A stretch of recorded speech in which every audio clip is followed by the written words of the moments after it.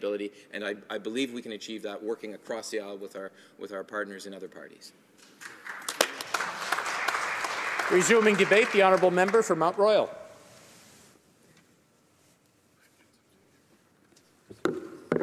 Merci, Monsieur le Président, et c'est un grand honneur de me lever dans cette chambre pour me prononcer sur le discours de Trône. As we all know, when you respond to the Throne speech, when you look at the Throne speech, you look at it from the background you come from. I look at it from my professional background. I was the general counsel of a multinational company with operations around the world. And I understand the frustrations of Canadian businesses that are trying to do business abroad, and the frustrations in the R&D sector when we look at what monies companies are entitled to through R&D tax credits or otherwise. I look at it through the perspective of having been an elected official at the municipal level for 21 years, 11 years as a city councillor, and 10 years as a mayor. So I fully understand why we want to look at the fact that municipalities are truly one of the levels of government that need to be represented at the table. And finally, Mr. Speaker, you look at it from the riding you come from. Everyone in this room thinks that, in this chamber, believes that their riding is the best riding in Canada, and of course I feel the same. My riding encompasses the town of Mont-Royal, the city of Côte-Saint-Luc, the town of Hampstead, and Côte-des-Neiges-NDG, which is a borough of the city of Montreal. And it's an incredibly diverse riding.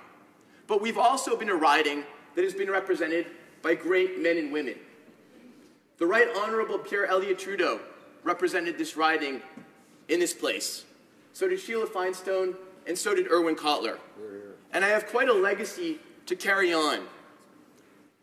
I promise you, Mr. Speaker, that I will be a member from Quebec who fights for a united Canada dans ce place et ailleurs.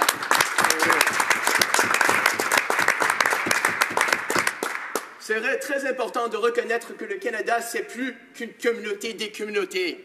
Le Canada est un pays de côte à côte, avec un peuple vibrant. Je veux être aussi un député qui va batailler pour le bilinguisme partout au Canada, que vous pourriez être francophone, et chez vous, dans la Colombie-Britannique et Terre-Neuve, and also that you can be an English-speaking person, and at home in Pontiac, in Montreal, and in Quebec City. Here, here. I will fight for a strong charter of rights and the respect of individual liberties. And I will fight for a country that recognizes our multicultural heritage and the fact that people coming from whatever countries in the world that come to Canada bring us richness and diversity. Et aussi, Monsieur le Président, dans les pas de mon prédécesseur Irwin Cotler, je veux être un député qui respecte tous les partis dans cette chambre.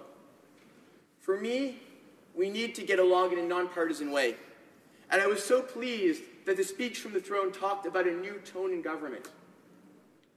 A tone in government that will also empower MPs with stronger committees, with no more omnibus bills that bundle different issues and make people vote in different ways that they don't want to vote. And most importantly, with more free votes for members in this House of Commons, in this place, so that we all have a chance to pronounce ourselves according to the will of our riding and our own principles. I was also very pleased, Mr. Speaker, in the throne speech that we talked about infrastructure and the biggest infrastructure program that has ever come to Canada. Because those of us that come from municipal backgrounds in cities and towns across this great country, in Alberta, in Saskatchewan, in Manitoba, in New Brunswick, we know that we need money for hard infrastructure like roads, like aqueducts, like sewers. We need more money for public transit in our great metropolises. Particularly à Montréal, on a besoin d'argent pour le STM. Et dans mon comté, il y a un projet qui est particulièrement important, et ça c'est la prolongation de la boulevard Cavendish. Cavendish Boulevard is the most important missing piece of the Montreal Island Road network. We've talked about it for 50 years. It still hasn't happened. All of the cities in the agglomeration of Montreal, which is our regional government, strongly support the Cavendish extension. Over the last 10 years, we put $5 million into developing the engineering plans to make this project happen. On a mis à côté 44 millions de dollars par les villes de l'agglomération de Montréal pour payer un tiers des coûts. Mais on a besoin aussi de l'argent de fédéral et de provincial. Et si je peux encourager tout le monde dans cette chambre, je comprends que c'est un projet très important pour moi. And And I hope that we can all make that a consensus as well. Also, in the campaign, like many of us did a lot of door-to-door, wore lots of pairs of shoes out. Fortunately, I wore a lot of sneakers. And in the campaign, I met a lot of people that need our help. People who need social housing. People who are living in social housing where the agreements between the federal government and their place of residence expired and were not renewed, and their rents dramatically escalated. Seniors living on their own that had to choose between buying medication and paying for food.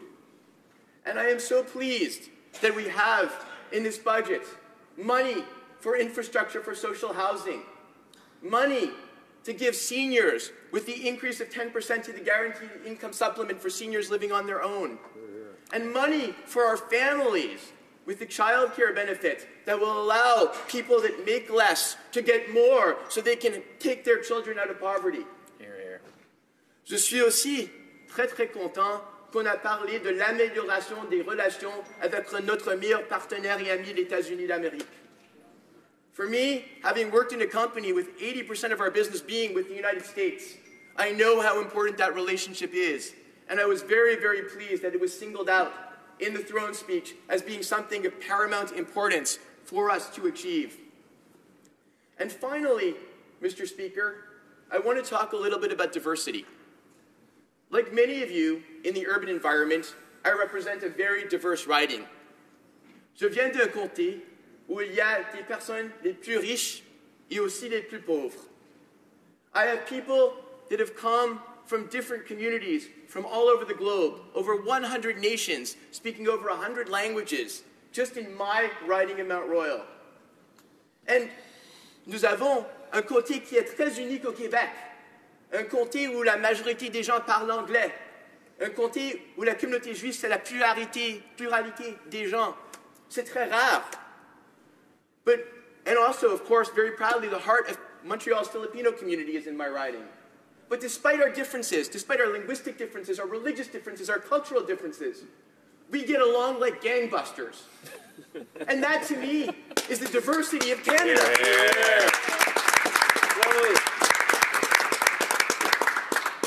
And so if I can leave one message in this chamber, it's that let's appreciate the diversity of this amazing country, from the territories to Newfoundland to British Columbia. Let's appreciate the different peoples that have come here, our Aboriginal founders, the English, the French, and all of those communities that have come here to join us. And let's recognize that in working together, as we have as Canadians, we've developed the greatest country on earth.